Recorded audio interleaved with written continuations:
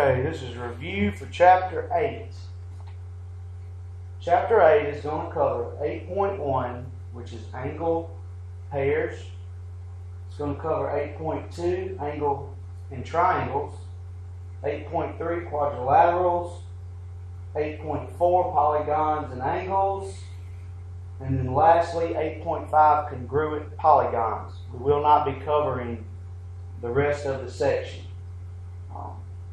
The test will be made up of Section 1, which will be 15 matching vocabulary. We'll cover topics all the way from perpendicular lines, parallel lines, complementary angles, supplementary angles. Pretty much the vocabulary from 8.1 to 8.5, and it is matching. Section 2 covers identify the shape. It primarily will come out of Section 8.3, which are quadrilaterals, basically being able to tell the difference between a square, a rhombus, a rectangle, a parallelogram, quadrilateral, polygon. Also identifying the types of triangles from Section 8.2, which deals with equilateral, isosceles scaling, also right triangle, acute triangle, and obtuse triangle. That will be fill in the blank, and there will be 10 of those. I will draw a shape based on the marks that are on the shape. You'll have to identify the shape. Section 3 of the test will identify congruent triangles. There will be 3 fill in the blank. I will give you 2 triangles like such that you will have to tell me whether it is side angle side or side side side or angle side angle. You won't have to list the congruency statement, but you will have to list the postulate that makes those 2 triangles congruent. And then lastly, Section 4 of your test will have 12 problems that you'll have to solve for the specific variable. Now, the best place to look for an example of these type of problems would be page 426, 1 through 13. Now, I'm going to show you my book because it does have the answers, so that if you want to work some of them, it would be a great tool for you to practice. Focus this in. So, find the measure of the numbered angles. This goes back to just angles that are supplementary. This one's 40 degrees, then angle 2 has to be 140 because they are on a line, which is a straight angle, which measures 180 degrees. So 2 angles that sum to 180 are supplementary. Angle 2 deals with a triangle around lines that are intersecting. Now, this angle is 30 degrees. Zoom in for you. So, knowing that angle is 30 degrees, then angle 3 has to be 30 because vertical angles are congruent. Also, angle 1 is 120, and because it is vertical angles. Now, angle 2 and 150 degrees are on a straight line, so those 2 angles are supplementary, so that would make angle 2 add to be 30 degrees. So in order to work these problems, you've got to have a good understanding of what the angle relationships mean. Also here, just knowing that 48 and 1 are vertical angles and 56 and 3 are vertical angles, those are congruent. So 1 is 48, 3 is 56, and then lastly you can take 56 and add with 48, subtract from 180 because those 3 angles are supplementary, and will give you that angle 2 will actually give you this angle measures 76, and because it's 76, angle 2 is a vertical angle, therefore it is also 76. Now, as far as classifying triangles by its angles on the test, make sure that you are careful as to whether or not I'm asking you to classify it by the angle or the side. In this situation, a triangle with an angle that is over 90 degrees is obtuse. A triangle in number 5 with one right angle, and that's what the box stands for, is right. And then triangle 3 is an acute triangle because it has 3 angles that are all less than 90. Now, number 7, 8, and 9 classify the quadrilateral. We can say that 7 is a parallelogram because both sets of opposite sides are parallel, but also because it has 4 right angles. A more accurate identification of that would be to call it a rectangle.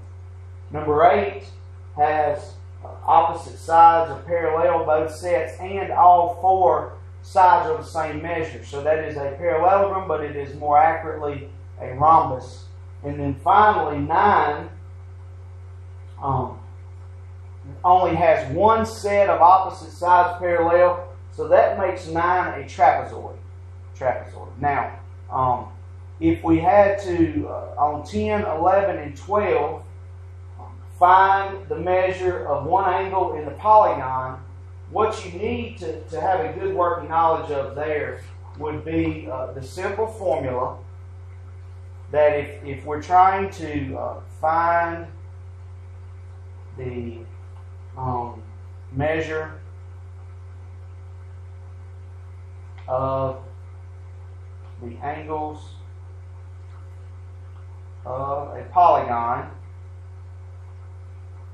the formula that you would want to use that works would be n minus 2 times 180 degrees is equal to the total sum of the interior angles. So, if you were looking at, for instance, number 10 says a square. We know that a square has 4 sides. So 4 goes in for the n. 4 minus 2 is equal to 2. So if we say 2 times 180, then we would find that it is 360 degrees, the total measure of the interior angles of a square.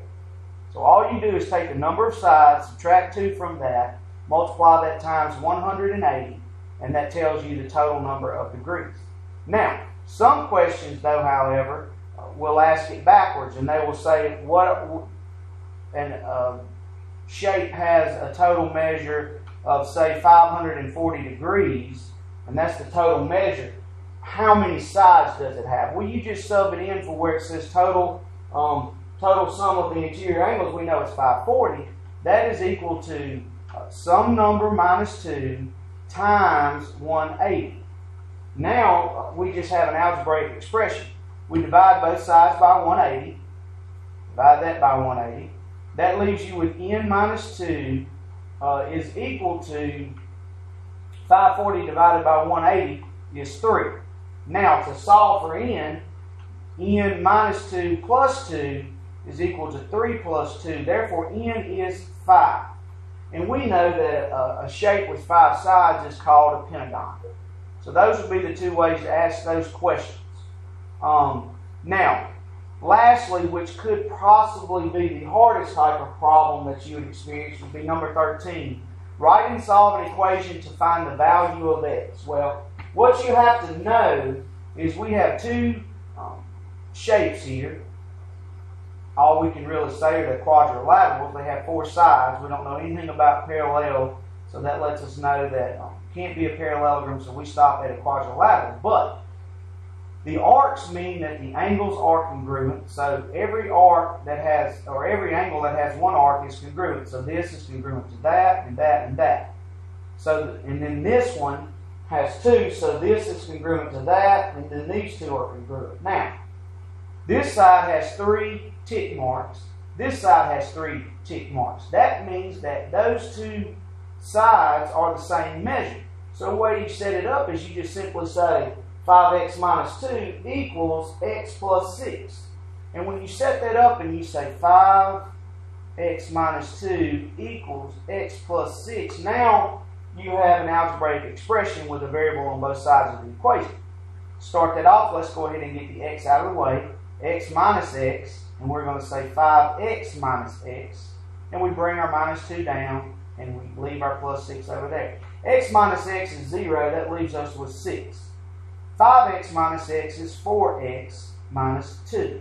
Now all we want to do is simply get x by itself. Two things are being done to it. The first, we're subtracting 2 from it, so let's add 2 so that we get that away. We add 2 to this side, we add 2 to this side. That leaves us with 4x is equal to 8. Now you ask yourself what's being done to the x. Being multiplied times 4. So if we divide by 4, x is equal to 2. And yes, we are correct. That is your test.